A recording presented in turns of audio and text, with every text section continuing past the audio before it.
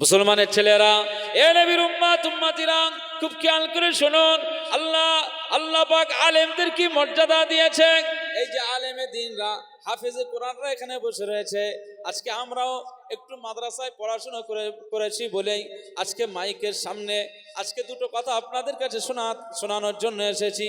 তবে ইলম নাই, সেইভাবে আমরা জ্ঞান অর্জন করতে পারি নাই। পৃথিবীতে মউত পর্যন্ত আমরা, আল্লাহ আমাদের হায়াত দিয়ে রাখলে, যতদিন আমরা হায়াতে থাকবো ততদিন পর্যন্ত আমি আব্দুল মুনাইম, আমি ততদিন পর্যন্ত মনে করি যে তালেবুল ইলম, আমি এখনো এলেমের সঞ্চয়, এলেমের পথে রয়েছি, এলেম হাসিলের জন্য রয়েছে। আমি পাণ্ডিত্য অর্জন করতে পারি নাই। এ নবীর উম্মত উম্মতিরা, এই যে ছাত্রগুলো বসে রয়েছে, কোরআনের হাফিজ, কোরআনের পাখিরা, আজকে দিন রাত বিকাল সারা 24 ঘন্টার ভিতরে সময় না ঘন্টা কি ঘন্টা তারা কোরআনের আয়াতের উপরে নজর ফেলে দেয়, জবানে জারি করে দেয়, আয়াতের উপরে বারবার তাকরার লাগায়, বারবার ওই আয়াতটাকে পড়তে থাকে, ওই আয়াতকে বারবার আয়ত্ত করার চেষ্টা করে। একটা আয়াত 3 বার 4 বার 5 বার 6 বার 7 বার 10 বার করে পড়তে থাকে।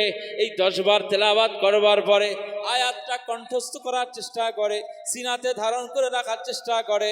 এইভাবে কষ্ট করে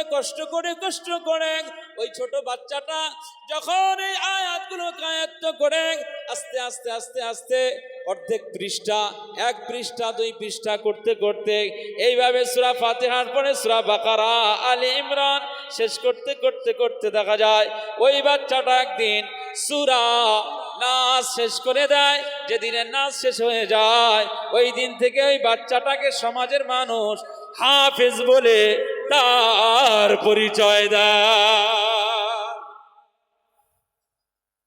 এই আলেম হাফেজদের মর্যাদা আছে না নেই বলে? এক নাস্তিক একজন আলেমকে জিজ্ঞেস করছে, একজন আবিদ দরবেশকে জিজ্ঞেস করছেন যে আমার 4টে প্রশ্ন রয়েছে। কি প্রশ্ন? যে তোমরা বলো, একজন আলেমকে বলছে, তোমরা বলো আল্লাহ সব জায়গায় বিরাজিত, কিন্তু আল্লাহকে দেখা যায় না। তো সব জায়গায় যখন বিরাজিত, তাকে দেখা যায় না, সেই আল্লাহকে আমরা বিশ্বাস করব কিভাবে? দেখা যাবে তারপর তো বিশ্বাস করব। নাস্তিক দ্বিতীয় প্রশ্ন করে, যে আল্লাহকে দেখা যায় না, সেই আল্লাহকে না দেখে বিশ্বাস কেন করতে হবে?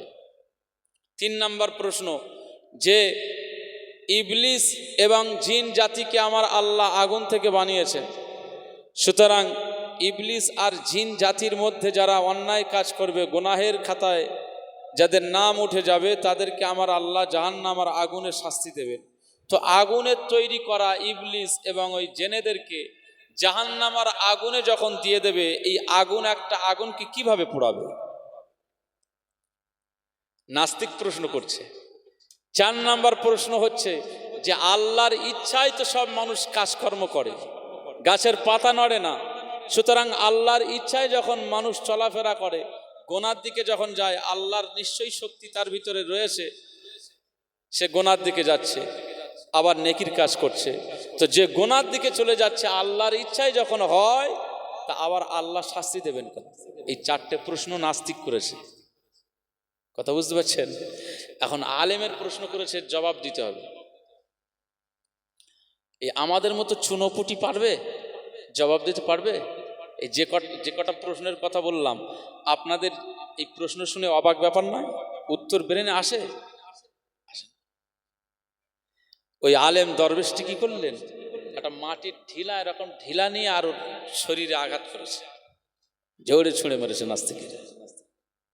আপনারা জানবেন পৃথিবীতে হাজারো ধর্মমত রয়েছে, বৌদ্ধ, খ্রিস্টান, পার্সিয়ান থেকে শুরু করে জৈন, বৌদ্ধ, হিন্দু, আপনার সনাতনী, মুসলমান, এভাবে যত ধর্মমত রয়েছে সবাই কিন্তু কেউ না কাউকে মানে রব হিসাবে। রব মানে প্রভু হিসাবে। আমরা যেন আমাদের রবকে আল্লাহ বলে মানি, বা আল্লাহকে রব বলে মানি। হিন্দু ভাইরা ভগবান বলে মানে, বৌদ্ধরা বৌদ্ধিস্ট, ওই বৌদ্ধ ঠাকুরকে ওরা দেবতা বলে মানে। আপনার শিখ যারা, তারা আপনার গুরু নানককে দেবতা বলে মানে। এভাবে তারা কেউ না কাউকে মানে যে হ্যাঁ একজন সৃষ্টিকর্তা আছে। কিন্তু নাস্তিক যারা হয়ে যায়, যারা নাস্তিক হয়ে যায় এরা কিন্তু কাউকে মানে না। নাস্তিকরা বলে যে এই পৃথিবী এমনি এমনি, সূর্য চাঁদ এমনি এমনি, আমরা সব এমনি এমনি। নাস্তিকরা কখনোই সৃষ্টিকর্তা মানে না। তো আলেমকে জিজ্ঞেস করছে, ওই দরবেশকে জিজ্ঞেস করছেন যে এই চারটে যে প্রশ্ন করলাম এর জবাব দিতে পারলে তাহলে আমি একজন মুসলমান হতে পারি। মুসলমানের ছেলেরা, এ নবীর উম্মত উম্মতিরা, খুব খেয়াল করে শুনুন, আল্লাহ পাক আলেমদের কি মর্যাদা দিয়েছেন। এই যে আলেমে দ্বীনরা, হাফেজে কোরআনরা এখানে বসে রয়েছে। আজকে আমরাও একটু মাদ্রাসায় পড়াশোনা করেছি বলেই আজকে মাইকের সামনে আজকে দুটো কথা আপনাদের কাছে শোনানোর জন্য এসেছি। তবে ইলম নাই, সেইভাবে আমরা জ্ঞান অর্জন করতে পারি নাই। পৃথিবীতে মউত পর্যন্ত আমরা, আল্লাহ আমাদের হায়াত দিয়ে রাখলে, যতদিন আমরা হায়াতে থাকবো ততদিন পর্যন্ত আমি আব্দুল মুনাইম, আমি ততদিন পর্যন্ত মনে করি যে তালিবুল ইলম, আমি এখনো এলেমের সঞ্চয়, এলেমের পথে রয়েছি, এলেম হাসিলের জন্য রয়েছে। আমি পাণ্ডিত্য অর্জন করতে পারি নাই। এ নবীর উম্মত উম্মতিরা, এই যে ছাত্রগুলো বসে রয়েছে, কোরআনের হাফিজ, কোরআনের পাখির, আজকে দিন রাত বিকাল সারা 24 ঘন্টার ভিতরে সময় না ঘন্টা কি ঘন্টা তারা কোরআনের আয়াতের উপরে নজর ফেলে দেয়, জবানে জারি করে দেয়, আয়াতের উপরে বারবার তাকরার লাগায়, বারবার ওই আয়াতটাকে পড়তে থাকে, ওই আয়াতকে বারবার আয়ত্ত করার চেষ্টা করে। একটা আয়াত 3 বার 4 বার 5 বার 6 বার 7 বার 10 বার করে পড়তে থাকে। এই 10 বার তেলাওয়াত করবার পরে আয়াতটা কণ্ঠস্থ করার চেষ্টা করে, সিনাতে ধারণ করে রাখার চেষ্টা করে। এইভাবে কষ্ট করে ওই ছোট বাচ্চাটা যখন এই আয়াতগুলো আয়ত্ত করে আস্তে অর্ধেক পৃষ্ঠা, 1 পৃষ্ঠা 2 পৃষ্ঠা করতে করতে এইভাবে সূরা ফাতিহার পরে সূরা বাকারা, আলে ইমরান শেষ করতে দেখা যায় ওই বাচ্চাটা একদিন সূরা নাস শেষ করে দেয়। যেদিনে নাস শেষ হয়ে যায় ওই দিন থেকে ওই বাচ্চাটাকে সমাজের মানুষ হাফেজ বলে তার পরিচয় দেয়। এই আলেম হাফেজদের মর্যাদা আছে না নেই বলে? তো আলেমের মতো আলেম নাস্তিক প্রশ্ন করেছে, জবাব দেওয়া কঠিন ব্যাপার। ঢিল মেরেছে শরীরে, তো এই ঢিলের আঘাতে যে জায়গায় লেগেছে স্বাভাবিক যন্ত্রণা, ব্যথা, নাস্তিক কিছু না বলে সোজা কাজী সাহেবের দরবারে গেছে, বিচারকের কাছে পৌঁছে গেছে।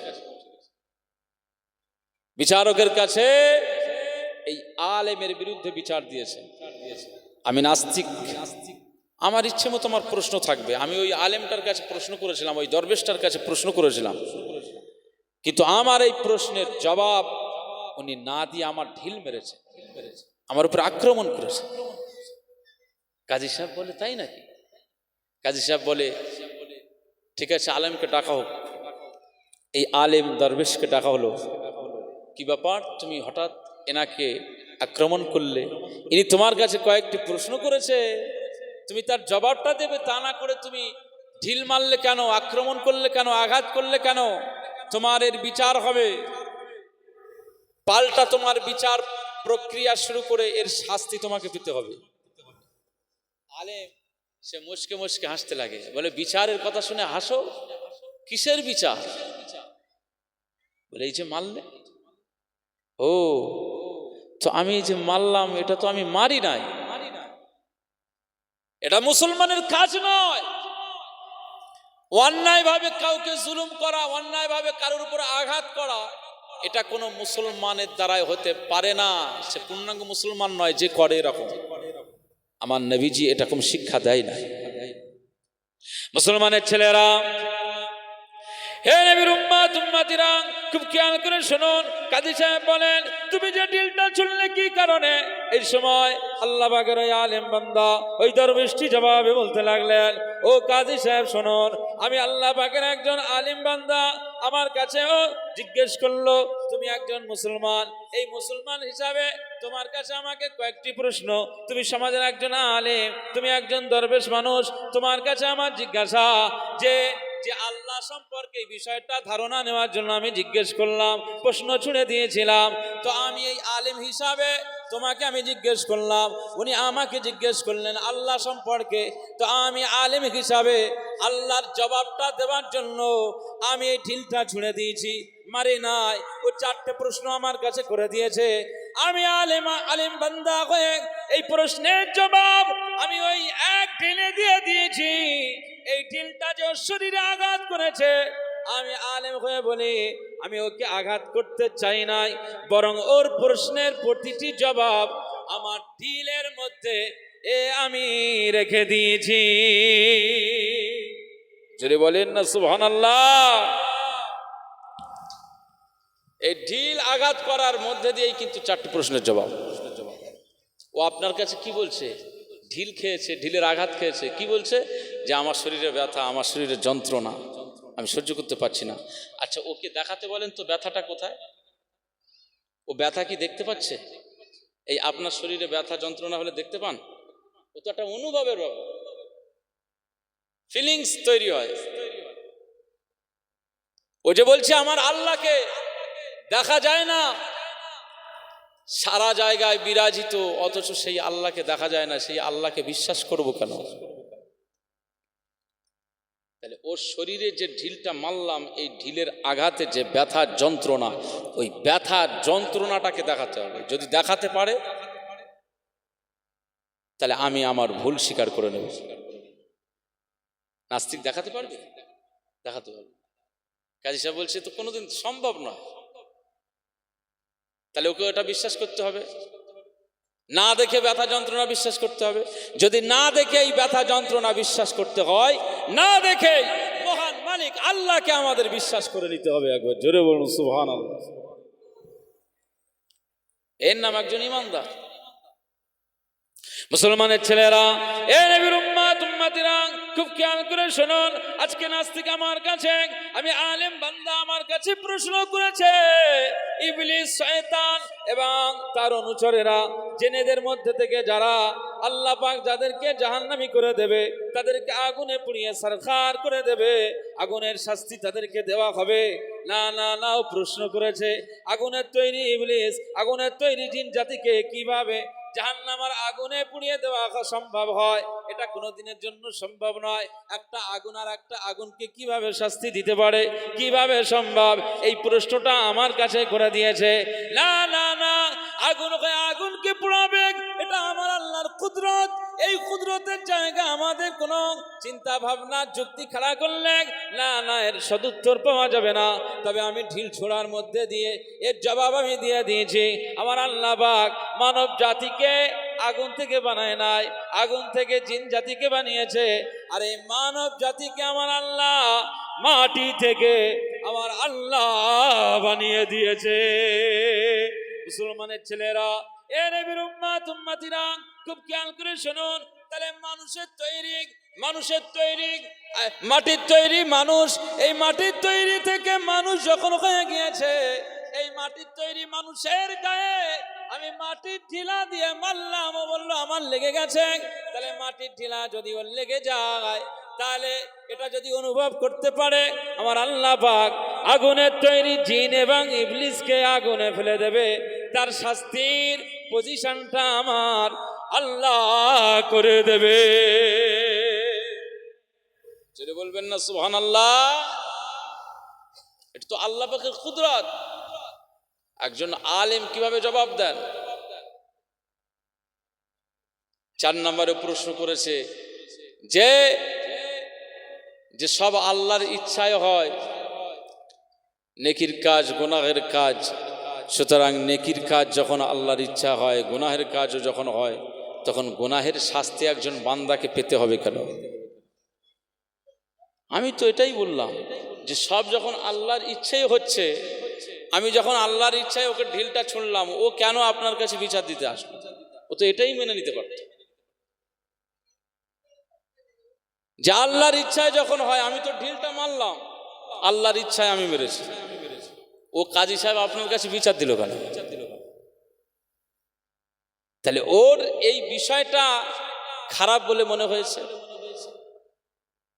হ্যাঁ, ওর এই বিষয়টা কষ্টদায়ক বলে মনে হয়েছে, নিজের এই কষ্টটাকে লাঘব করার জন্য আজ বিচারের জায়গায় যদি দাঁড়াতে পারে, তাহলে আল্লাহর ইচ্ছায় আজ মানব জাতির সব কাজ হলেও আমার আল্লাহ বিবেক দিয়েছেন, মন্দ ভালো আর মন্দ ক্যাটাগরি করে দিয়েছেন। এই বিবেক দিয়ে বিচার বিশ্লেষণ করার ক্ষমতা আমার আল্লাহ দান করে দিয়েছেন। সুতরাং আল্লাহ পাক বলেছেন খারাপ কাজ করলেই তুমি এই জায়গায়, ভালো কাজ করলে তুমি ওই জায়গায়। সুতরাং আল্লাহ বলে দেওয়ার পরেও যখন এই খারাপ কাজের দিকে যায়, তখন আমার আল্লাহ তাকে শাস্তির ব্যবস্থা করেন। একবার জোরে বলুন সুবহানাল্লাহ। তাহলে আলেমদের জবাব, কথা বুঝতে পারছেন তো? আমরা সবাই এখানে যারা বসে রয়েছি, আমরা তাহলে আল্লাহকে না দেখে বিশ্বাস করি, এই জন্য আমরা ইমানদার মুসলমান।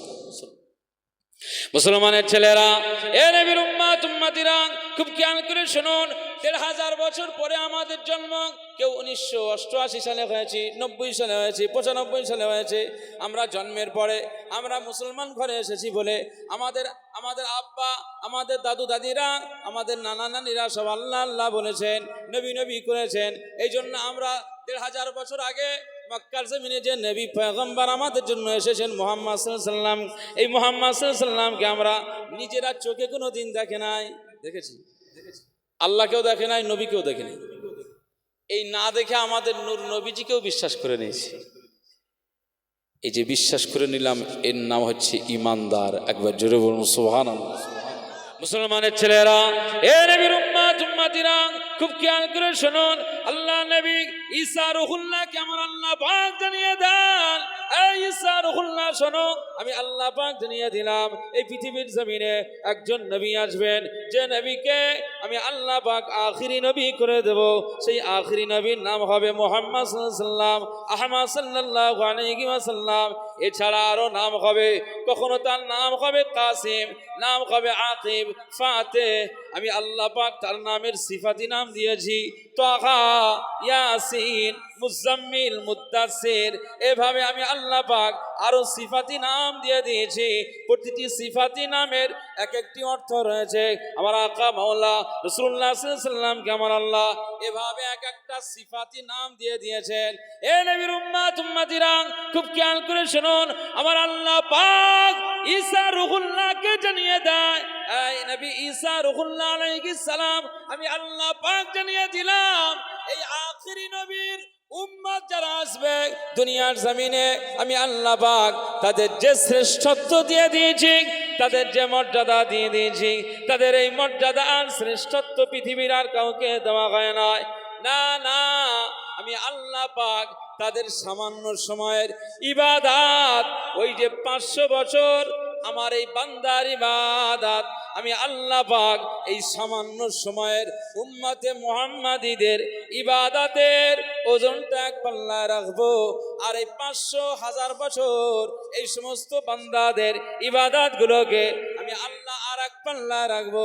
দেখতে পাওয়া যাবে আমার আখিরি নবীর উম্মাদের সামান্য সময়ের ইবাদতের পাল্লাটা আমি আল্লাহ পাকের দরবারে ভারী হয়ে যাবে। চলে বলবেন না সুবহানাল্লাহ। এই আখিরি নবী উম্মাত আমরা হয়েছি, আমাদের শ্রেষ্ঠত্ব আল্লাহ দিয়েছেন, মর্যাদা আমাদের আল্লাহ দিয়েছেন। তো সেই দিনে ঈসা রুহুল্লাহ শপথ নিয়েছেন, আল্লাহ আমাকে যদি নবী না করে ওই আখিরি নবীর উম্মাত করতেন আমি খুশি হয়ে যেতাম। জানেন পৃথিবীর জমিনে অনেক নবী পয়গম্বররা আল্লাহর কাছে দোয়া চেয়েছিলেন এই নবীর উম্মাত হওয়ার জন্য, কিন্তু কোন নবীর দোয়া আল্লাহ কবুল করে নাই। ঈসা রুহুল্লাহ আলাইহিস সালাম সেই দিনে দোয়া চেয়েছিলেন যে আল্লাহ আমাকে একটু আখিরি নবীর উম্মাত করে দেন, আখিরি নবীর উম্মাত করে পাঠান। আখিরি নবীর উম্মাত করলে আমি ঈসা রুহুল্লাহ নবী হয়ে যতটা না খুশি হয়েছি, আপনার আখিরি নবী মুহাম্মদ সাল্লাল্লাহু আলাইহি ওয়াসাল্লামের উম্মাত করে পাঠালে আমি ঈসা রুহুল্লাহ আরো বেশি খুশি হয়ে যাব। একবার জোরে বলুন সুবহানাল্লাহ। ঈসা রুহুল্লাহ এই দুনিয়ার জমিনে আসবে না, আসবে না? ঈসা রুহুল্লাহ আলাইহিস সালাম তিনি একজন নবী হয়েছেন, আবার আখিরি নবীর উম্মাত হবেন। জোরে বলবেন না সুবহানাল্লাহ। তিনি যে এই আখিরি নবীর উম্মাত হওয়ার বাসনা জাগিয়েছেন কিসের কারণে? আল্লাহ আমাদের মর্যাদা দিয়েছে তাই। তো আজকে আমরা যারা মর্যাদা সম্পন্ন উম্মাত, আমাদের দ্বারাই গাঁজা চলবে, আমাদের দ্বারাই তাস, আমাদের দ্বারাই লটারি, জুয়া, ক্লাব, সাট্টা,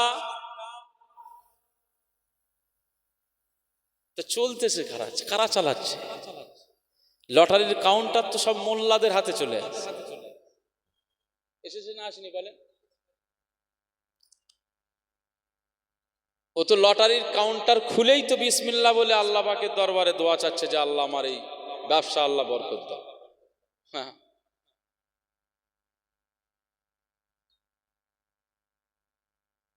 যে সমস্ত পলিসি বন্ধন ফন্ধনগুলো আছে তো হারাম জিনিস। বিভিন্ন আলেম ওলামারা সবসময় ফতোয়া দিচ্ছে সবসময়, তারপরে মানুষ মানতেছে। উম্মতে মোহাম্মদীদের কাজকে এটাই। হ্যাঁ, উম্মতে মোহাম্মদীরা এরকম হবে?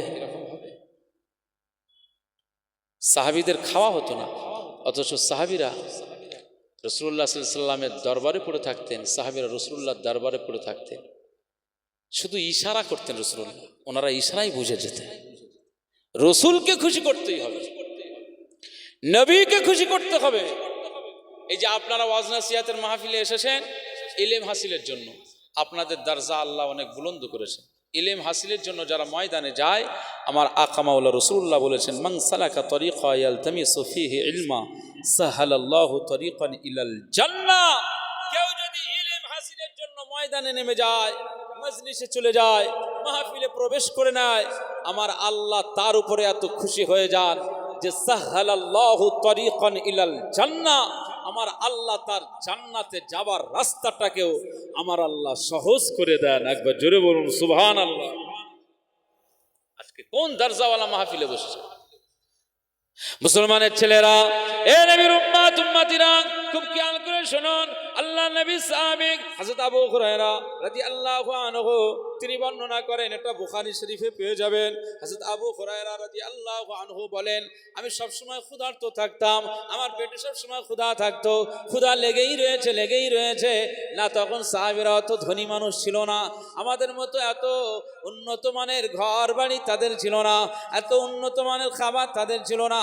কোথায় রেস্টুরেন্ট, এত হাইফাই রেস্টুরেন্ট তাদের নজরে ছিল না। এ নবীর উম্মত উম্মতিরা, তাদের এত সুন্দর খাবার আয়োজন ছিল না, না ফ্রাইড রাইস, না বিরিয়ানি ছিল না। সাহাবীরা সাধারণভাবে জীবন যাপন করেছেন, সামান্য যাও করে রান্না করে তারা খেয়েছেন। এ নবীর উম্মত উম্মতিরা, হযরত আবু হুরায়রা রাদিয়াল্লাহু তাআলা আনহু বর্ণনা করেন যে এই সাহাবীদের ভিতর থেকে আনসারী সাহাবীরা তারা খেতে চলে যেতেন, কৃষি কার্যে ব্যস্ত থাকতেন, তারা চাষাবাদ করতেন।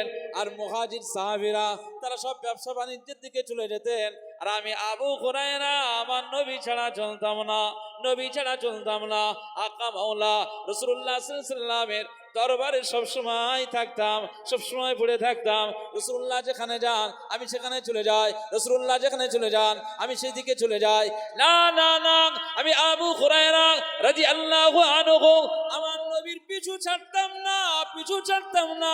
সাহাবীরা, আনসারী সাহাবীরা তারা খেতে খামারে গিয়ে ফসল ফলাদি তারা নিয়ে ব্যস্ত থাকতো, মুহাজির সাহাবীরা ব্যবসা বাণিজ্য নিয়ে ব্যস্ত থাকতো। আর আমি আবু হুরায়রা আমার পেটে শুধু ক্ষুধা ছিল, আমার পেটে শুধু খিদা ছিল, না কোনো খাবারের ব্যবস্থা থাকতো না।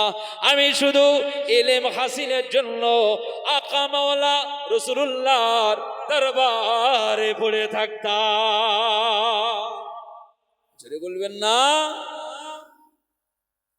হাদিস, তারিখুল হাদিস পড়বেন, সর্বাধিক উসুলে হাদিস পড়বেন, সর্বাধিক হাদিস বর্ণনাকারী সাহাবীর নাম কি? রেজাল্ট হবে, আনসার হবে হযরত আবু হুরায়রা। 5374টি হাদিস হযরত আবু হুরায়রা রাদিয়াল্লাহু আনহুর বর্ণনায় এসেছে।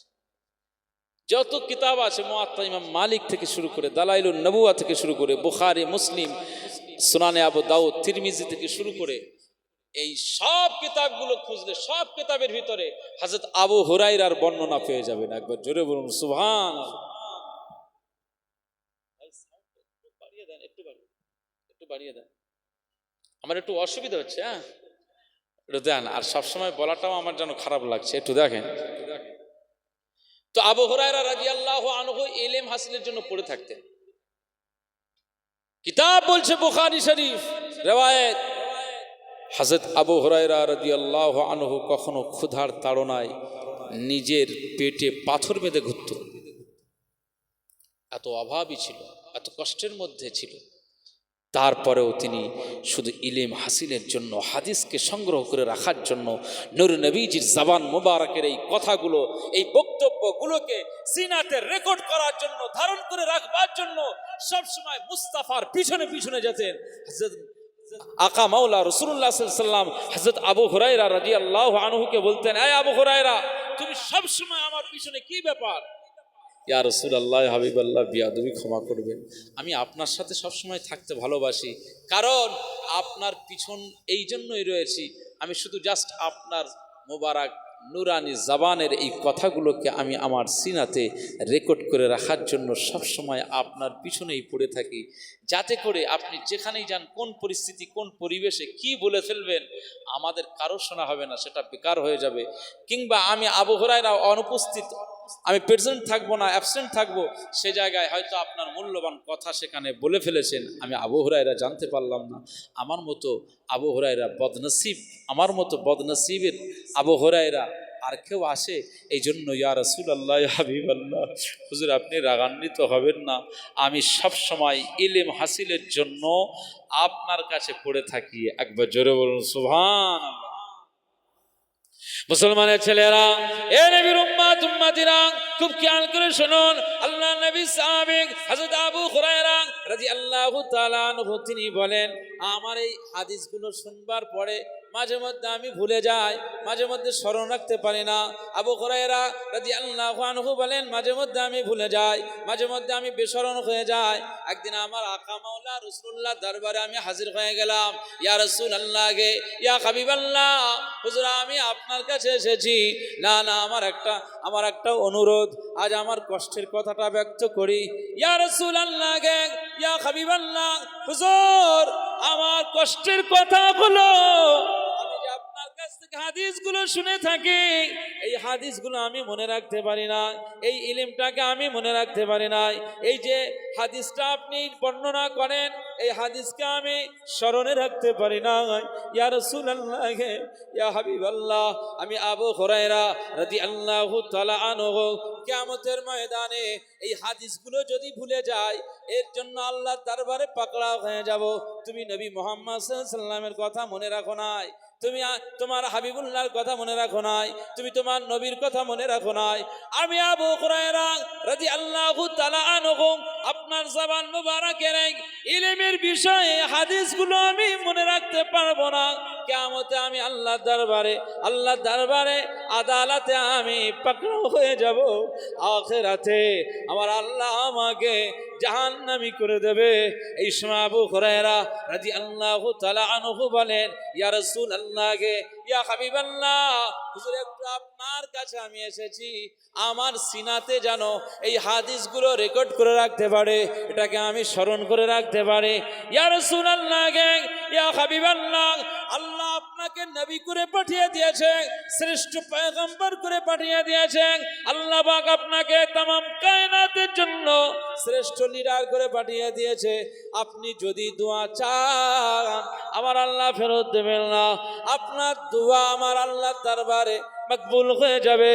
ও আমার নবী, ও আমার রাসূল, ও আমার আকা মাওলা, আমি আবু হুরায়রা রাদিয়াল্লাহু তাআলা আনহু জানিয়ে দিলাম, ও আমার নবী, একটু আমার জন্য দোয়া করো, আমার জন্য একটু দোয়া করো, আমি আবু হুরায়রা যেন হাদিসের হাফেজ হয়ে যায়।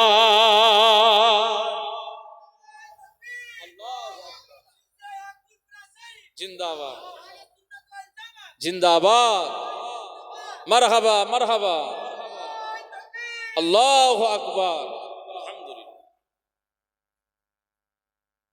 আবু হুরায়রা রাদিয়াল্লাহু আনহু বলছেন যে আমি কিয়ামতের ময়দানে আমি ধরা পড়ে যাব। আমরাও মাদ্রাসার লাইনে পড়াশোনা করেছি, এখানে হুজুররা আসেন, জিজ্ঞেস করে দেখেন, কোরআন যদি শেখার পরে যদি ভুলে যায়, আখিরাতে তার জবাব দিতে হবে না? হবে না? আল্লাহর দরবারে পাকড়াও হয়ে যেত। কোরআন শিখে ভুলে যাও, আর যদি কোরআন শেখার পরে তার উপরে যদি বারবার চর্চা থাকে, জিকির থাকে, তার উপরে মোতালা যদি বারবার থাকে, আমার আল্লাহর দরবারে ওই আলেম, ওই হাফিজটাকে আমার আল্লাহ আলা করে নেন, তার মাকামটাকে বুলন্দ করে দেন। একবার জোরে বলুন সুবহানাল্লাহ। কিয়ামতের ময়দানে আমার আল্লাহ আলেম হাফিজদের বলবে কোরআন পড়ো। কোরআন পড়তে পড়তে যে পর্যন্ত স্টপ, আমার আল্লাহ ফেরেশতাদের বলবে ওই পর্যন্ত ওর দারজা, ওর মাকাম, ওই পর্যন্ত জান্নাতের ওই জায়গাটাকে ওকে বরাদ্দ করে দাও। এরপরে আরও একজন ব্যক্তিকে আল্লাহ পাক বলবেন কোরআন পড়ো, কোরআন পড়তে শুরু করে দেবে। এই কোরআন পড়া শুরু করতে করতে তার তেলাওয়াতটা যে পর্যন্ত যাবে, যে পর্যন্ত পৌঁছে যাবে, স্টপ হয়ে যাবে, আমার আল্লাহ পাক বলবেন এই ফেরেশতারা, আমার এই বান্দাটা যে পর্যন্ত তেলাওয়াত করেছে ওই পর্যন্ত এর মাকাম আমি আল্লাহ জান্নাতের এই মাকামটা এই পর্যন্ত করে দিলাম, জান্নাতের এই বন্দোবস্তটা আমার এই বান্দার জন্য করে দাও। একবার জোরে বলুন সুবহানাল্লাহ। মুসলমানের ছেলেরা, আজকে আমরা কোরআন থেকে দূরে সরে রয়েছি। কেউ যদি কোরআন পড়তে পড়তে পড়তে পড়তে গোটা 30 পারাই যদি আল্লাহর দরবারে শেষ করতে পারে, তেলাওয়াত শেষ করে দিতে পারে, তো আমার আল্লাহ তাকে জান্নাতের সর্বোচ্চ মাকাম দান করে দেবে। একবার জোরে বলুন সুবহানাল্লাহ। সাহাবীরা লালায়িত ছিলেন ইলম হাসিলের জন্য, দরবারে পড়ে থাকতেন। মুসলমানের ছেলেরা, এ নবীর উম্মত উম্মতিরা, খুব খেয়াল করে শুনুন। আল্লাহ নবী দিন ও দুনিয়ার বাদশা হাবিবুল্লাহকে, নবী জনাবে মুহাম্মদ রাসূলুল্লাহকে সাল্লাল্লাহু আলাইহি ওয়াসাল্লাম বলেছিলেন, এ আবু হুরায়রা রাদিয়াল্লাহু তাআলা আনহু, আজ আমি রাসূলুল্লাহ সাল্লাল্লাহু আলাইহি ওয়াসাল্লাম তোমার ওই গায়ের চাদরটা রয়েছে, ওই চাদরটা তুমি বিছিয়ে দাও, ওই চাদরটা বিছিয়ে দাও। যখন আবু হুরায়রা রাদিয়াল্লাহু আনহু এভাবে চাদরটা ফেলে দিলেন, না না, আবু হুরায়রা রাদিয়াল্লাহু তাআলা আনহু বর্ণনা করেন রাসূলুল্লাহ সাল্লাল্লাহু আলাইহি ওয়াসাল্লাম আমাকে চাদর বিছাতে বললেন, আমি চাদর বিছিয়ে দিলাম। চাদরখানা যখন বিছিয়ে দিলাম, আকা মাওলা রাসূলুল্লাহ সাল্লাল্লাহু আলাইহি ওয়াসাল্লাম যেন ওই চাদরের উপরে কি যেন একটা ফেলে দিলেন, না কিছুই বোঝা গেল না, কিছুই দেখা গেল না, একটা ইশারা করে কি যেন একটা ফেলে দিলেন। আকা মাওলা রাসূলুল্লাহ সাল্লাল্লাহু আলাইহি ওয়াসাল্লাম এই চাদরের উপরে কি বলে একটা ফেলে দিয়েছেন, আমি আবু হুরায়রার নজরে পেলাম না। এরপরে আমার আকা মাওলা রাসূলুল্লাহ সাল্লাল্লাহু আলাইহি ওয়াসাল্লাম আমি আবু হুরায়রা রাদিয়াল্লাহু তাআলা আনহুকে বললেন, এ আবু হুরায়রা, এই নাও চাদরটা নিয়ে গায়ে দিয়ে দাও, গায়ে দিয়ে দাও, গায়ে দিয়ে দাও। হযরত আবু হুরায়রা বর্ণনা করেন, আকা মাওলা রাসূলুল্লাহ সাল্লাল্লাহু আলাইহি ওয়াসাল্লামের হাতের স্পর্শ লাগার পরে ওই চাদরটা এত বরকতওয়ালা চাদর হয়ে গেল। আমি যখন ওই চাদরটা গায়ে দিয়ে দিলাম, আমার সিনাখানা যেন নূরে নূরান্বিত হয়ে গেল। আর ওই দিন থেকে আমার মৃত্যু পর্যন্ত আকা মাওলা রাসূলুল্লাহ সাল্লাল্লাহু আলাইহি ওয়াসাল্লাম আমার নূর নবীজির জবানের যত হাদিস শুনেছি, আমার আল্লাহ সিনার পাওয়ার এত বৃদ্ধি করে দিয়েছে যে আমি জীবনে আর কোনোদিন হাদিস ভুলি না।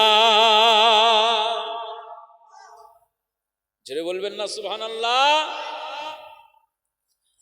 আমাদের পীরজাদা রাকিবুল আজিজ বাখতিয়ারি ভাইজানের নাম জানেন তো?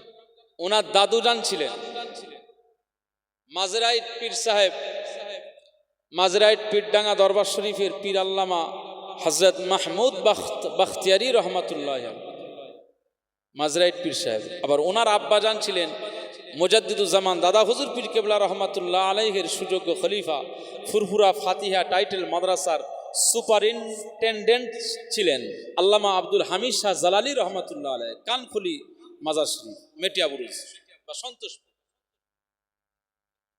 তো ওই জায়গায় আল্লামা আব্দুল হামিদ শাহ জালালি রহমাতুল্লাহ আলাইহির সাহেবজাদা হচ্ছেন পীর আল্লামা মাহমুদ বাখতিয়ারি রহমাতুল্লাহ, আর তার সাহেবজাদা পীরজাদা হায়দার সাহেব হুজুর রহমাতুল্লাহ আলাইহি, তার সাহেবজাদা রাকিবুল আজিজ বাখতিয়ারি। তো এই পীর সাহেব হুজুরের দরবারে আমাদের ছোটবেলাতে আমাদের মায়েরা নিয়ে যেতেন এই মাদ্রাসাতে পড়াশোনার জন্য, একটু তদবির, একটু দোয়া নেওয়ার জন্য, একটু পীর সাহেব হুজুরের কাছে পানি পড়া, একটু তেল পড়া, মাদ্রাসাতে হুজুর পড়াশোনা করছে, এরা যেন ভালো আলেম হয়, হাফিজ হয়, একটু দোয়া করে। এই সমস্ত বুজুর্গানে দিনদের কাছে আমাদের ছেলেদেরকে আমরা মাঝে মধ্যে পড়াশোনার জন্য তদবির মাথায় ফুঁক টুক দিয়ে নিয়ে আসি না? আরে ভালো ভালো আল্লাহওয়ালা বুজুর্গ মানুষদের আল্লাহ এত ক্ষমতা দিয়েছেন, তাদের জবানের এই ফুটা, তাদের আমলের পাওয়ার, এই ফুকটা, এই আমলের পাওয়ারটাকে আমার আল্লাহ একটা বাচ্চার জন্য বরকত হিসাবে কবুল করে নেন। জোরে বলবেন না সুবহানাল্লাহ। অনুনাজ্জিলু মিনাল কুরআনি মা হুয়া শিফাউন ওয়া রাহমাতুল লিল মুমিনিন। আল্লাহ কোরআন নাজিল করেছেন মুমিনদের জন্য। এই কোরআনের সব আয়াতগুলো কি করেছেন? শেফা করে দিয়েছেন। তো কোরআনের আয়াত পড়ে এমনি আপনি যদি সাধারণ মানুষ, তো কি হয়েছে, সূরা ফাতিহা পড়ার যদি অভ্যাস রাখেন, আমল করেন, পানিতে ফুঁক দেবেন, সূরা ফাতিহা পড়ে ফুঁক দিয়ে আপনার যে সমস্যার, সেই সমস্যার বিষয়টাকে ইখলাসের সঙ্গে আল্লাহর দরবারে বলে সূরা ফাতিহা পড়ে পানিতে ফুঁক দিয়ে নিজে খাবেন, আপনার এই রোগটাকেও আমার আল্লাহ শেফা করে দেবেন। একবার জোরে বলুন সুবহানাল্লাহ। কোরআনের আয়াতগুলোকে আমার আল্লাহ শেফা করে দিয়েছে। তো আমাদের এই কোরআন, এই আলেম হওয়া, হাফিজ হওয়ার পিছনে মনে রাখতে হবে পীর মাশায়েখদের দোয়া আছে। আমাদের মা আব্বাদের যেমন দোয়া, পীর মাশায়েখদের দোয়া রয়েছে। বর্তমান সময়, ফিতনার সময়, ভয়ঙ্কর সময়, এই সময় পীর মাশায়েখদের আমরা পছন্দ করতে চাই না। পীরজাদাদের দেখলে নাক ছিটকই, পীরজাদাদের দেখলে আমরা ঘৃণা করি। বংশের মর্যাদা আর কতদিন চলবে, এই সব কথা বলে মানুষকে তেতিয়ে দিই। এসব আদব নষ্ট করে দিচ্ছে এক শ্রেণীর আলেমরা। বলে পীর মানতে হবে কিছু, আবার বলে বংশে দেখে কোনো লাভ আছে। এইসব কথা বলে আদব নষ্ট করে দেয়। মনে রাখতে হবে, আদব যদি না থাকে, সে পূর্ণাঙ্গ চরিত্রবান আল্লাহওয়ালা বান্দা হতে পারবে না। এই দরবারে ফুরফুরা শরীফ থেকে আজকে পীর আল্লামা ওমর সিদ্দিকী চাচাজান হুজুর পীর কেবলা এখানে আসছেন। তো তিনি তো মুজাদ্দিদুজ জামানের ঘরানার ছোট হুজুর পীর কেবলা রহমাতুল্লাহ আলাইহির সুলতানুল ওয়াইজিন, আশিকে রাসূল, ফানাফির রাসূল হযরত জুলফিকার সিদ্দিকী ওয়াল কুরাইশি রহমাতুল্লাহ আলাইহির সুযোগ্য সাহেবজাদা হুজুর কেবলা চাচাজান হুজুর কেবলা আসছেন। তো আমরা আসলে আমরা বিয়াদবি করব, খুশি হব না বেজার হব বলেন? কারণ দাদা হুজুর কেবলার আওলাদ আসছে। এই দাদা হুজুর কেবলা মনে রাখতে হবে যে দাদা হুজুর কেবলাকে আমার আল্লাহ আমাদের জন্য নিয়ামত হিসাবে দান করেছেন। এটা সহজ ব্যাপার নয়। বাংলার জমিনের একটা সময় ছিল যে পিরিয়ডে নাম কে ওয়াস্তে মানুষ মুসলমান ছিল কিন্তু ধুতি পরতো, নাম কে ওয়াস্তে কালেমা পড়নেওয়ালা মুসলমান দাবি করত, কিন্তু সেই সময় বাড়িতে কলের গান দিত, মনসা পূজা দিত। মানুষ নাম কে ওয়াস্তে মুসলমান, তারা আল্লাহ বলে মানত, কিন্তু ইসলামের সমস্ত কালচার, শিষ্টাচার, এই সমস্ত বিষয়গুলো কোনো মানুষ জানতো না, বুঝতো না। নাম কে ওয়াস্তে মুসলমান, সে একটা মুরগি জবাহ করতে হয় কিভাবে সেটাই সে জানতো না। এই বাংলার জমিনে আমার আল্লাহ মুজাদ্দিদুজ জামান আবু বকর সিদ্দিকী ওয়াল কুরাইশি রহমাতুল্লাহ আলাইহিকে আমার আল্লাহ বড় দারসাওয়ালা নিয়ামত করে দিয়েছেন। একবার জোরে বলুন সুবহানাল্লাহ। মুসলমানের ছেলেরা, এ নবীর উম্মত, উম্মতিরা, খুব খেয়াল করে শুনুন।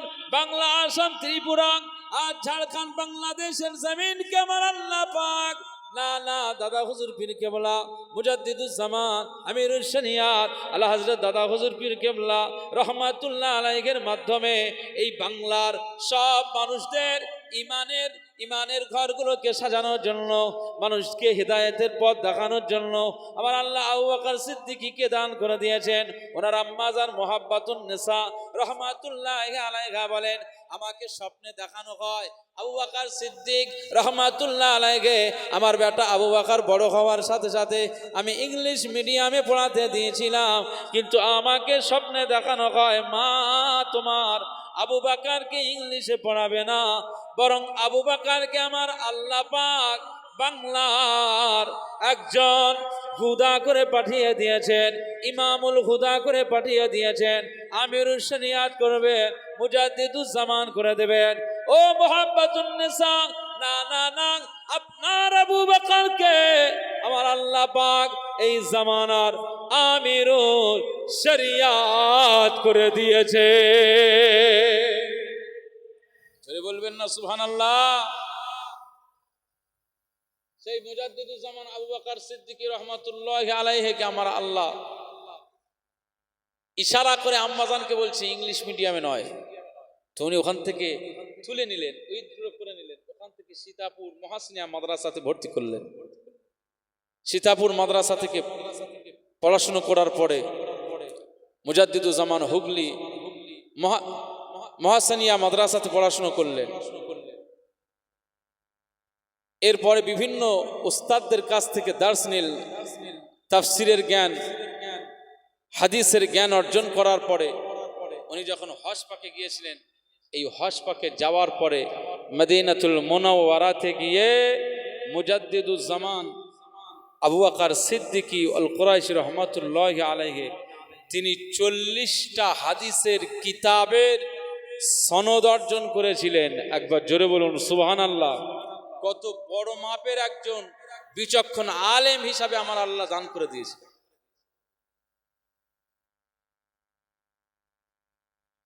তো সেই সমস্ত পীর মাশায়েখদের অবদানে আজকে আমরা এই ইমানের দিশা পেয়েছি, ইসলামের পথ পেয়েছি।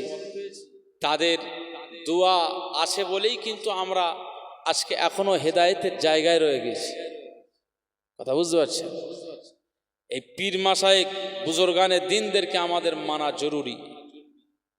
যদি আমরা না মানি, আল্লাহর ওলিদের যদি আমরা না মানি, আমার আল্লাহ আমাদের বিরুদ্ধে যুদ্ধ ঘোষণা করে দিয়েছে। কথা বুঝতে পারছেন?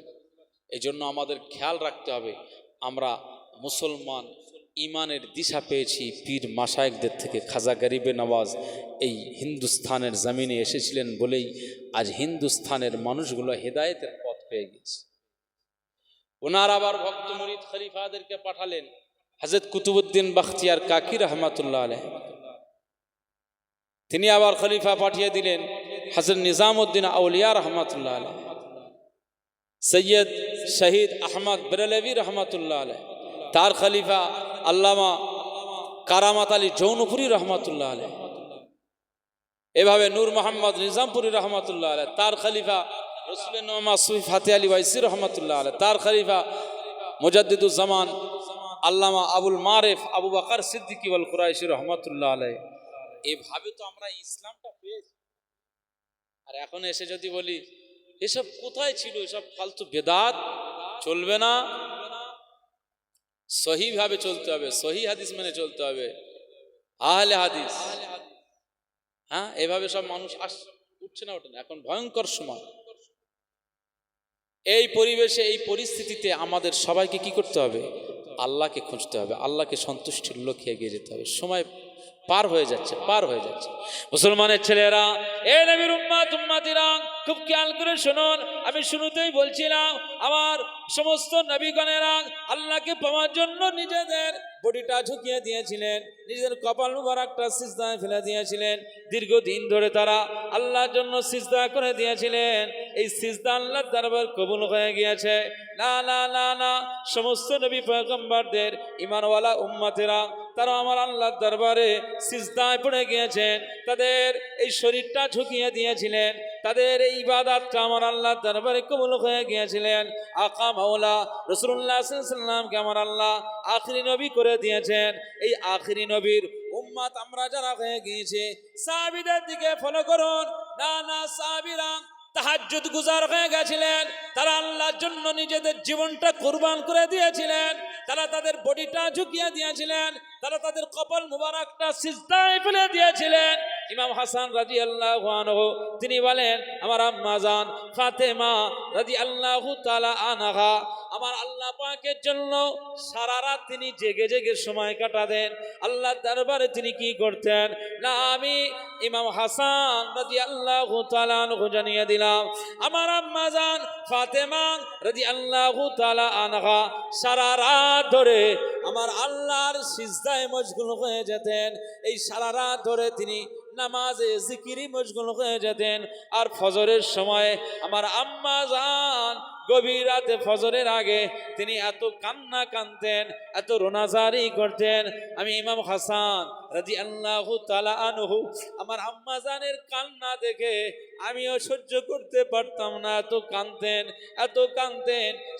শুধু আমার আম্মা জান নিজের জন্য কাঁদতেন না, নিজের ছেলে মেয়েদের জন্য কাঁদতেন না, আমার আম্মা জান আমার নানা জানের গুনাহগার উম্মাতিদের জন্য ওই শেষ রাতে আল্লাহ দরবারে কেঁদে কেঁদে দোয়া চাইতে।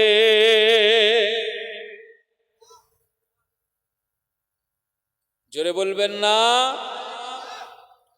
আম্মাজান ফাতেমা রাদিয়াল্লাহু তাআলা আনহা এই গুনাহগার উম্মাতদের জন্য কাঁদতেন, গুনাহ মাফের জন্য। তারা আল্লাহর দরবারে কিভাবে ঝুঁকিয়ে দিয়েছিল। ইমাম হাসান সাইয়্যিদুনা ইমাম হাসান রাদিয়াল্লাহু তাআলা আনহু বর্ণনা করেন যে আম্মাজান ফাতেমা রাদিয়াল্লাহু আনহা আমার আম্মাজানের যে পর্দানসীন একজন আম্মাজান ছিলেন, তো এভাবে তার শরীর মোবারকে এভাবে ওড়না চাপানো ছিল। তিনি এত কাঁদতেন যে তার চোখের পানিতে এই ওড়নাগুলো ভিজে যেত, সব ভিজে যেত, সব সামনের অংশগুলো ভিজে যেত, এত কাঁদতেন। মুসলমানের ছেলেরা, এ নবীর উম্মতিরা, কিতাব খুলে দেখেন আল্লাহ নবীর নওয়াসা ইমাম হাসান রাদিয়াল্লাহু আনহু তার ইতিহাস খুলুন। তিনিও মসজিদে নববী শরীফে চলে যেতেন, রাতের বেলা তাহাজ্জুদ নামাজ আদায় করতেন, ফজরের নামাজ পড়তেন। ফজরের নামাজের পর আর সূর্য উদয় হওয়া পর্যন্ত আকা মাওলা রাসূলুল্লাহ সাল্লাল্লাহু আলাইহি ওয়াসাল্লাম বলেছেন, তোমরা তাসবিহ পড়বে, জিকির করবে। আমার আল্লাহর ঘোষণা যে না, আযকুরুল্লাহ যিকরান কাসীরা ওয়া সাব্বিহুহু বুকরাতাও ওয়া আসীলা। আমার আল্লাহ পাক বলে দিয়েছেন, সকাল সন্ধ্যাতে আমি আল্লাহর জন্য বেশি জিকির করো। তাই তোমরা জিকির করবে, সূর্য উদয় না হওয়া পর্যন্ত তোমরা জিকিরে মশগুল হয়ে যাবে। কিতাব খুলুন, ইতিহাস দেখুন, ইমাম হাসান রাদিয়াল্লাহু তাআলা আনহু ফজরের নামাজের পর থেকে সূর্য উদয় হওয়া পর্যন্ত ওই জায়গাতে নববী শরীফে বসে তিনি আল্লাহ জিকিরে মশগুল হয়ে যেত। আর এই জিকির হওয়ার পরে তিনি দোয়া মোনাজাত করে, সূর্য যখন উদয় হয়ে যেত তিনি দোয়া মোনাজাত করে এবারে তিনি কি করতেন, যা নানা জান তো হায়াতে নাই, কিন্তু নানি জান হায়াতে রয়েছে। আম্মা জান আয়েশা সিদ্দিকা রাদিয়াল্লাহু তাআলা আনহার কাছে চলে যেতেন। প্রত্যেক দিনে ফজরের পরে ইমাম হাসান রাদিয়াল্লাহু তাআলা আনহু প্রত্যেক দিনে ইমাম হাসান রাদিয়াল্লাহু আনহু ফজরের নামাজের পরে তিনি জিকির ফিকির করে দোয়া মোনাজাত করে নানি জান আম্মা জান আয়েশা সিদ্দিকা রাদিয়াল্লাহু তাআলা আনহার সাথে সাক্ষাৎ করতেন। আম্মা জান আয়েশা সিদ্দিকা রাদিয়াল্লাহু তাআলা আনহার কাছে গিয়ে বলতেন, আসসালাতু আসসালামু আলাইকা, আসসালামু আলাইকুম। ও নানি জান, আজ আমি হাসান রাদিয়াল্লাহু আনহু এসেছি, প্রত্যেক দিনে যেমন আসি আজও এসেছি। ইমাম হাসান রাদিয়াল্লাহু আনহু নানি জানের সাথে দেখা করতেন, সাক্ষাৎ করতেন। নানি জান কেমন আছেন? নানি জান ভালো আছেন? কি প্রয়োজন? না, এই সময় আম্মা জান আয়েশা সিদ্দিকা রাদিয়াল্লাহু তাআলা আনহা ইমাম হাসান রাদিয়াল্লাহু আনহুর মাথায় হাত দিয়ে বলতেন, না, তোমার নানা জান তোমাদেরকে ভালোবাসতেন, তোমার নানা জান নাই, কিন্তু তোমার নানি জানকে তোমরা ভুলো নাই। নানা জান চলে গেছে তো কি হয়েছে, মনে রাখতে হবে ইমাম হাসান রাদিয়াল্লাহু তাআলা আনহুর নিজের নানি হচ্ছেন আম্মা জান খাদিজাতুল কুবরা। ওনার তো রওজা মুবারক মক্কাতুল মুকাররমায় রয়েছে, কিন্তু আম্মা জান আয়েশা সিদ্দিকা রাদিয়াল্লাহু তাআলা আনহা তিনি তো নিজের নানি হন না, কিন্তু তারপরেও ইমাম হাসান রাদিয়াল্লাহু তাআলা আনহু তিনি নিজের নানির মতো মনে করতেন, একেবারে নিজের নানি বললেই হয়। এভাবে প্রত্যেক দিনে ফজরের নামাজের পরে তিনি জিকির ফিকির করে নানির সাথে দেখা করতেন। আগে নূর নবীজির দরবারে সালাম জানাতেন, নানা জানের দরবারে সালাম জানিয়ে আসসালাতু আসসালামু আলাইকা ইয়া রাসূলুল্লাহ গে ইয়া হাবিবাল্লাহ, নানা জান আপনার হাসান আপনার কাছে হাজির হয়ে সালাম জানাই। এ নবীর উম্মত উম্মতিরা খুব খেয়াল করে শুনুন, আকা মাওলা রাসূলুল্লাহ সাল্লাল্লাহু আলাইহি ওয়াসাল্লাম বলেন, কেউ যখন আমার রওজাতে এসে সালাম জানায়, আমি কামলিওয়ালা রওজার ভিতর থেকে তার সালামের জবাব দিয়ে দিই।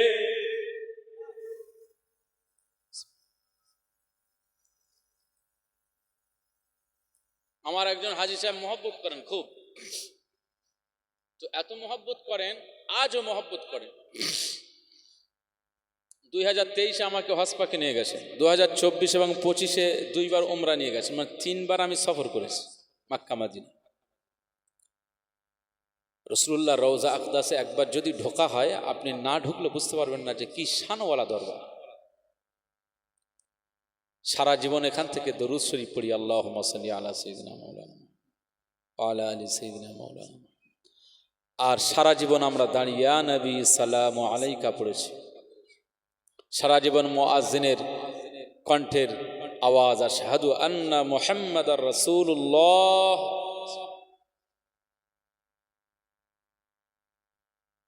সারা জীবন লা ইলাহা ইল্লাল্লাহু মুহাম্মাদুর রাসূলুল্লাহ সাল্লাল্লাহু আলাইহি ওয়াসাল্লাম। এই সমস্ত জিকির, এই সমস্ত আমার নূর নবীজির নামগুলো আমরা এইভাবে শুনেছি না শুনি? তো উম্মাত হিসাবে জীবনে আমার নবীজির দরবারে যাওয়ার দরকার আছে না নেই বলে? নেতার দরবারে একবার গিয়ে দেখবেন কত মজা পাবে। মুরগির পিলেগুলো দেখবেন, যখন শিয়ালের ডাক, বন বিড়াল যখন আসে পিলে নিতে, ছিনিয়ে নিতে, তখন পিলে একটু আওয়াজ দিলে কি হয়, মুরগি সঙ্গে সঙ্গে ছুটে দৌড়ে তার এই ডানার ভিতরেই, তার পালকের ভিতরেই সব পিলেগুলোকে ধরে নেয়, নিয়ে আর নিজে এবার শুধু ঠোকর মারতে যায়, আক্রমণ করতে যায়। আহা, এই গুনাহগার উম্মত উম্মতি দিবাকে আমার নূর নবীজি এমন ভালোবাসে। আমাদের নেতা আমাদেরকে এভাবে ভালোবাসে। আমি আব্দুল মুনাইম বলছি, আমার আল্লাহকে সাক্ষী রেখে বলছি, আমি এই জমিনে বহু জায়গায় কবর মোবারক জিয়ারত করেছি, কবরস্থানে আমরা দোয়া খায়ের করেছি, জিয়ারত করেছি, দাদা হুজুরের মাজার জিয়ারত করেছি, আজমির শরীফে গেছি, সব জায়গায় গেছি, কিন্তু আমার কাছে রাসূলুল্লাহ রওজা আকদাসের মতো শ্রেষ্ঠ রওজা আর কবর মোবারক আর হতে পারে?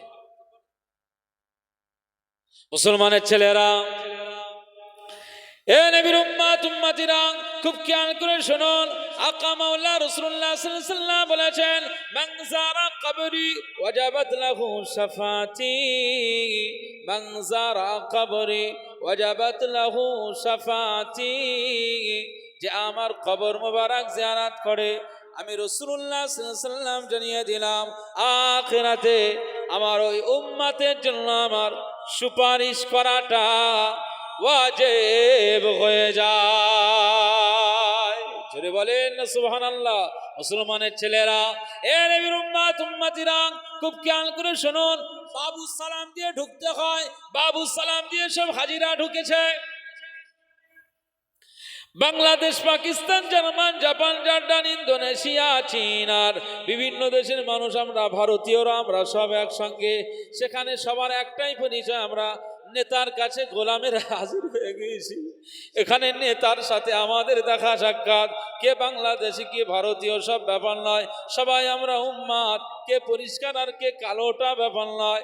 এ নবীর উম্মাত উম্মাতিরা, আকা মাওলা রাসূলুল্লাহ সাল্লাল্লাহু আলাইহি ওয়াসাল্লামের দরবারে ঢুকবার সাথে সাথেই সবার চোখ দিয়ে কম বেশি পানি গড়িয়ে যায়, আর সবার চোখ দিয়ে পানি গড়িয়ে যায়।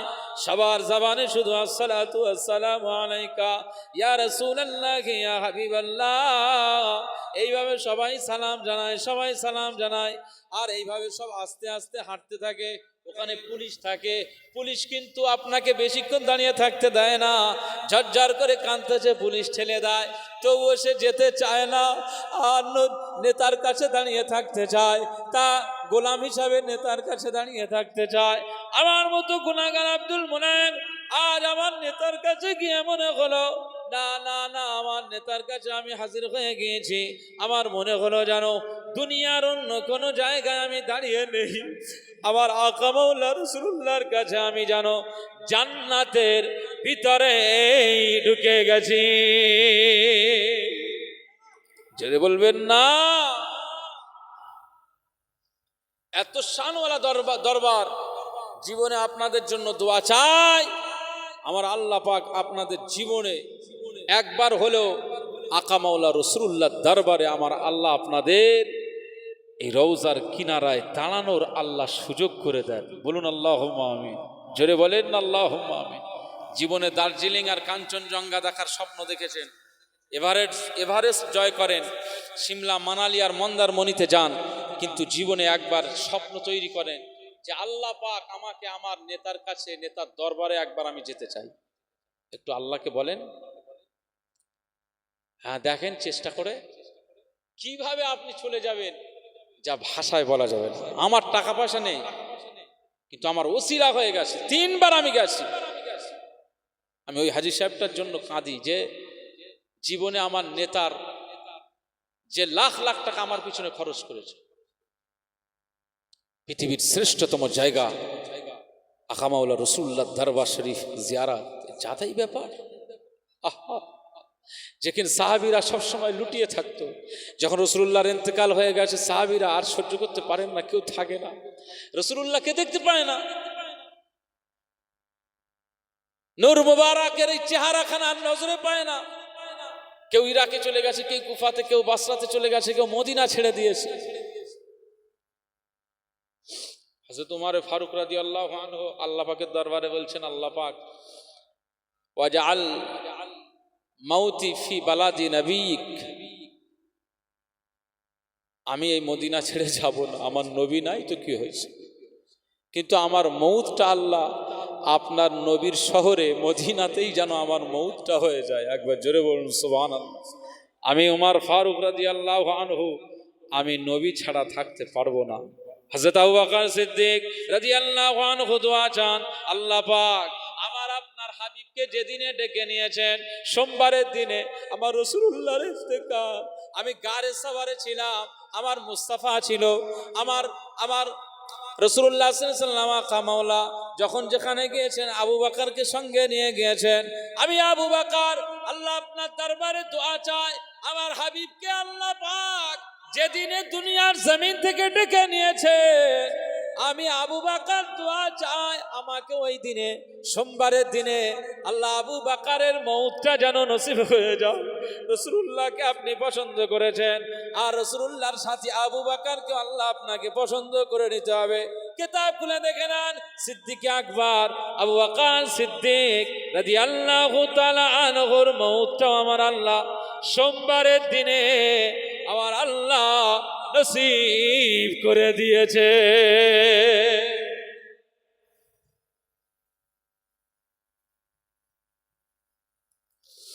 মুসলমানের ছেলেরা, এ নবীর উম্মত উম্মতিরা, খুব খেয়াল করে শুনুন, আকা মাওলা রাসূলুল্লাহ সাল্লাল্লাহু আলাইহি ওয়াসাল্লামের বয়স 63 বছর হয়ে গেছিল। এই 63 বছর বয়সে সোমবারের দিনে তার ওফাত হয়ে যায়। সিদ্দিক আকবর আবু বকর সিদ্দিক রাদিয়াল্লাহু তাআলা আনহুর বয়স 63 বছর, আর মউতটাও সোমবারের দিনে আমার আল্লাহ নসিব করে দিয়েছেন। এখানে আমার এই বিষয়টা বলার কারণ হলো আমরা আখিরি নবীর উম্মত, আমাদের মর্যাদা আল্লাহ দান করেছেন। তৈরি হয়ে যান, প্রস্তুত নিয়ে নেন।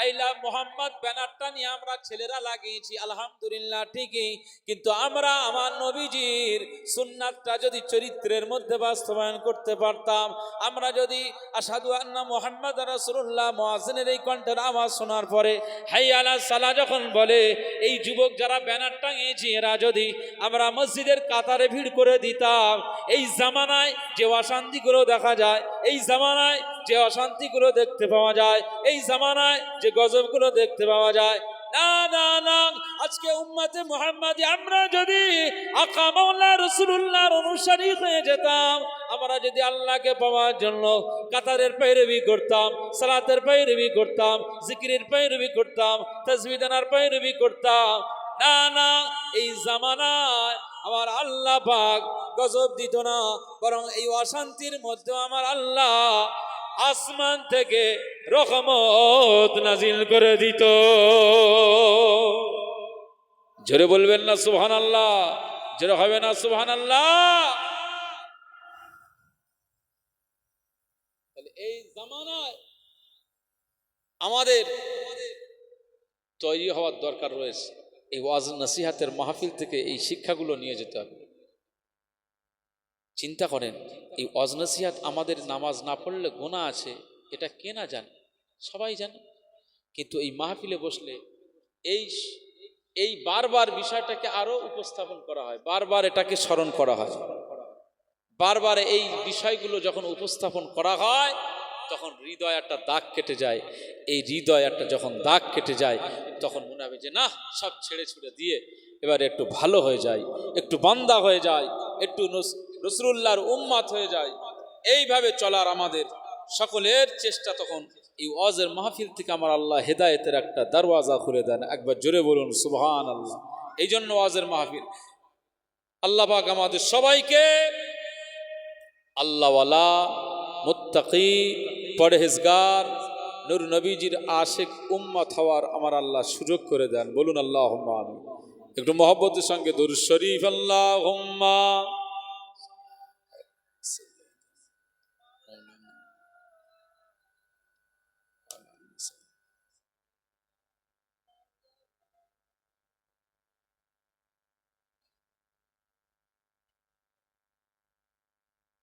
আলহামদুলিল্লাহ। সাল্লি আলা, সাল্লি আলা, সাল্লি আলা, সাল্লি আলা খায়রুল ওয়ারা, নূরুল হুদা, খায়রুল ওয়ারা, নূরুল হুদা। সাল্লি আলা, সাল্লি আলা শামসুদ দুহা, বদরুদ দুজা, শামসুদ দুহা, বদরুদ দুজা। সাল্লি আলা, সাল্লি আলা, সাল্লি আলা। সবাই বলেন সাল্লি আলা, সাল্লি আলা, সাল্লি আলা, সাল্লি আলা, সাল্লি আলা, সাল্লি আলা। ইয়া মুস্তাফা সদরুল উলা, ইয়া মুস্তাফা সদরুল উলা। সাল্লি আলা, সাল্লি আলা, সাল্লি আলা, সাল্লি আলা। ইয়া মুজতাবা কাগফল ওয়ারা, ইয়া মুজতাবা কাগফল ওয়ারা। সাল্লি আলা, সাল্লি আলা, সাল্লি আলা, সাল্লি আলা, সাল্লি আলা, সাল্লি আলা, সাল্লি আলা, সাল্লি আলা। মেহবুবেরা বল আলামিন, মেহবুবেরা বল আলামিন। তুম হো ইমামুল মুরসালিন। জোরে বলবেন না সুবহানাল্লাহ? জোরে হলো না সুবহানাল্লাহ? মেহবুবেরা বল আলামিন, মেহবুবেরা বল আলামিন। তুম হো ইমামুল মুরসালিন, তুম হো ইমামুল মুরসালিন। এ খাতেমে কুল আম্বিয়া, এ খাতেমে কুল আম্বিয়া। সাল্লি আলা, সাল্লি আলা, সাল্লি আলা, সাল্লি আলা, সাল্লি আলা, সাল্লি আলা, সাল্লি আলা, সাল্লি আলা, সাল্লি আলা। তুম গো বখারে জাফিজা, তুম গো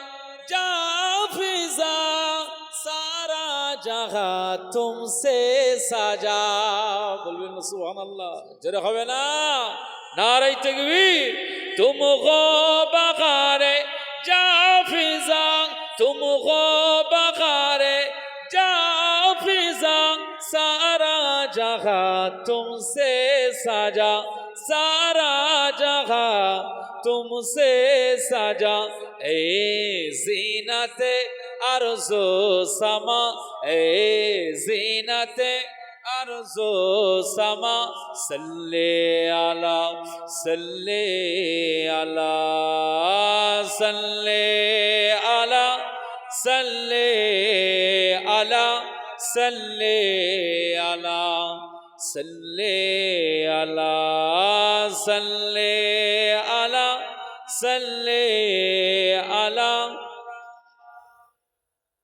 सल्ले अला अव्वल ख़ुतूम आखिर ख़ुतूम अव्वल ख़ुतूम आखिर ख़ुतूम ज़ाहिर ख़ुतूम बातिन ख़ुतूम ज़ाहिर ख़ुतूम बातिन ख़ुतूम तुम मुब्तदा तुम मुंतहा तुम मुब्तदा तुम मुंतहा सल्ले अला सल्ले अला सल्ले अला सल्ले अला सल्ले अला सल्ले अला खैरुल वरा नूरुल हुदा खैरुल वरा नूरुल हुदा सल्ले अला सल्ले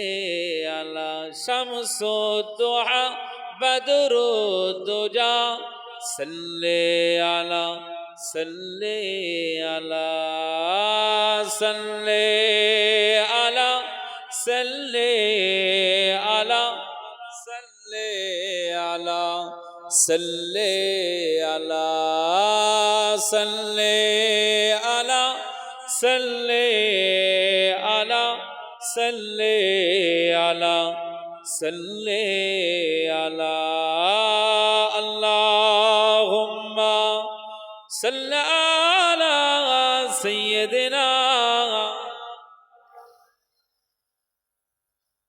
व अला आलि सय्यिदिना আমার দিনদার ইমানদার ভাইরা নেককার আল্লাহওয়ালা বাবাজিরা আমার মুরব্বী চাচাজিরা আল্লাহকে ভয় করুন আল্লাহকে মোহাব্বত করুন আল্লাহর দিকে এগিয়ে আসুন কিয়ামতের ময়দানে আল্লাহর দিদার নসিব হয়ে যাবে জোরে বলুন সুবহানাল্লাহ শুরুতেই আয়াতে কারিমা বলেছিলাম ইয়া আইয়ুহাল ইনসান ইন্নাকা কাদিহুন ইলা রাব্বিকা কাদহান ফামুলাকি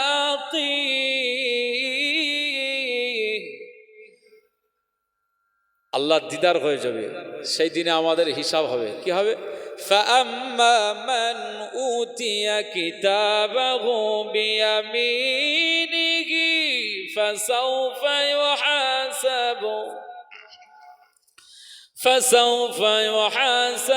হিসাবান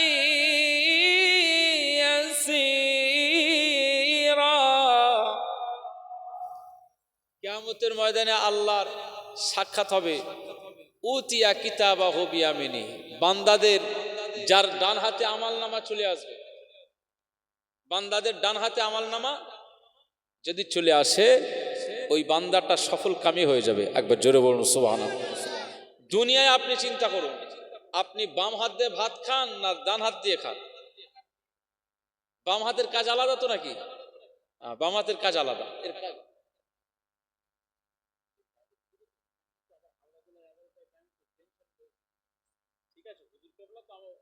আমি বিয়াদবি করছি না হুজুর আসা পর্যন্ত আছি কিন্তু একটু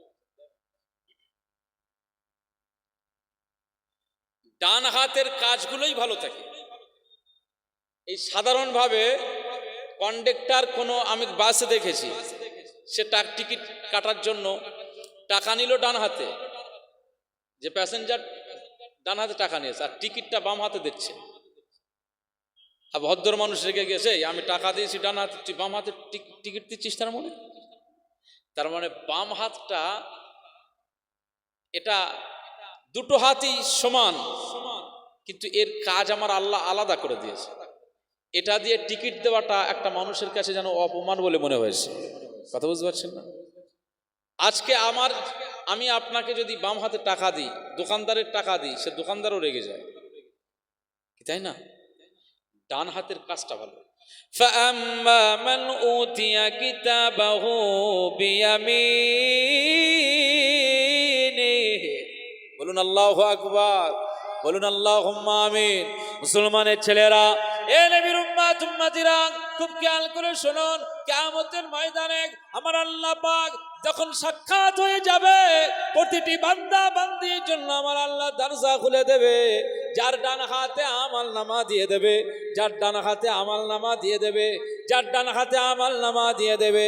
আমার আল্লাহ পাক বলে দিয়েছেন, ফাসাউফা ইউহাসাবু হিসাবান ইয়াসীরা। কিয়ামতের ময়দানে যখন আমাদের আমল নামা, আমাদের সার্টিফিকেট যখন ডান হাতে দিয়ে দেওয়া হবে, না না না, আমার আল্লাহ পাক বলে দিয়েছেন এদের হিসাবটা সহজ হয়ে যাবে, এদের হিসাবটা আসানের সঙ্গে হবে, এদের সহজভাবে আমি আল্লাহ বিচার আর ফয়সালা করে দেব। আল্লাহ পাক বলেন, ফাসাউফা ইউহাসাবু হিসাবান ইয়াসীরা, হিসাবটা সহজভাবে হয়ে যাবে। যাদের হিসাব সহজভাবে হয়ে যাবে, কিয়ামতের ময়দানে ওই বান্দা বান্দিগুলোকে আমার আল্লাহ জান্নাতি বানিয়ে দেবে।